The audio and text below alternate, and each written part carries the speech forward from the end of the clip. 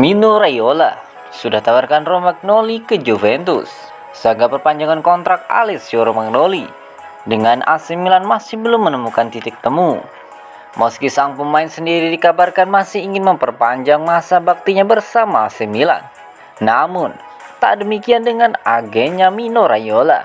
Saat ini, hubungan Mino Raiola dengan AC Milan sedang berada dalam titik terendahnya. Ulah sang agen super dalam mengeluarkan secara gratis Donnarumma ke PSG masih belum bisa diterima oleh kubu Milan.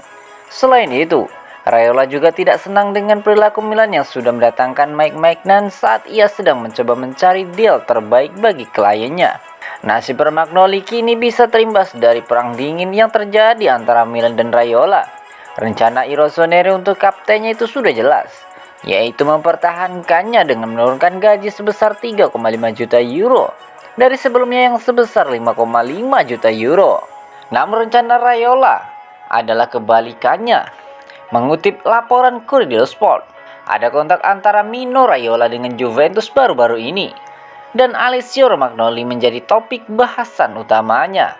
Si Nyonya tua berharap dapat mendatangkan Romagnoli secara gratis saat kontraknya dengan AC Milan habis pada akhir musim ini. Itu berarti Raiola akan berusaha meyakinkan kliennya agar tidak menerima tawaran kontrak baru yang disodorkan oleh pihak Milan. Beberapa waktu lalu sempat tersiar kabar jika Romagnoli akan mengurus sendiri perpanjangan kontraknya dengan Milan tanpa melibatkan Raiola. Sebuah kondisi yang pernah dilakukan oleh Zlatan Ibrahimovic beberapa waktu lalu. Sekarang yang menjadi pertanyaan adalah apakah Romagnoli memiliki cukup nyali seperti Ibrahimovic yang berani melakukan negosiasi tanpa melibatkan Mino Raiola.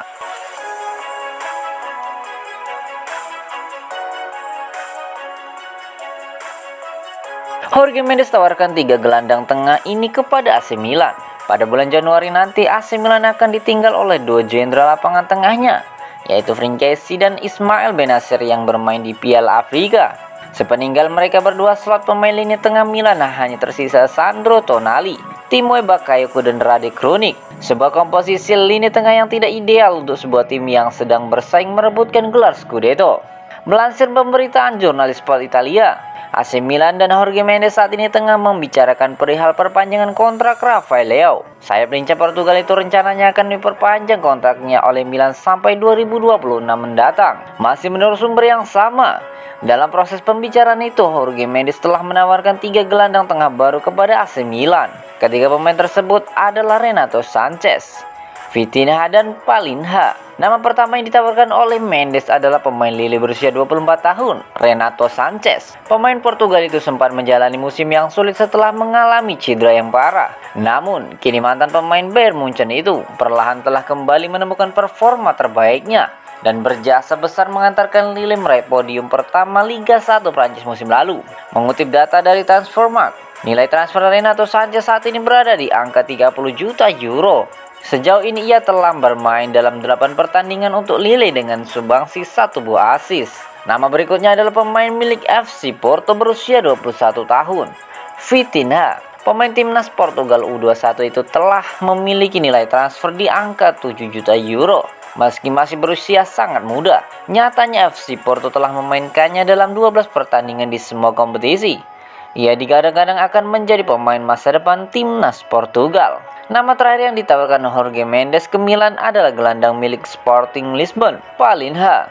Pemain sepak bola berusia 26 tahun itu tampil sangat impresif musim ini dengan telah mencetak 2 gol dari 17 pertandingannya bersama Sporting. Nilai transfernya menurut situs Transfermarkt berada di angka 21 juta euro dengan tinggi yang mencapai 1,90 meter.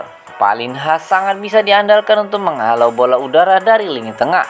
Dengan ancaman kepergian Franceschi, Milan dapat menggunakan salah satu dari ketiga pemain tersebut untuk menggantikan peran pemain Pantai Gading pada Januari nanti atau pada musim panas tahun depan.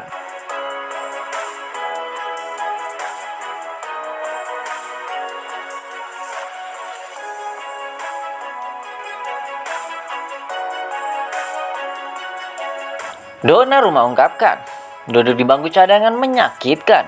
Saya selalu bermain di AC Milan.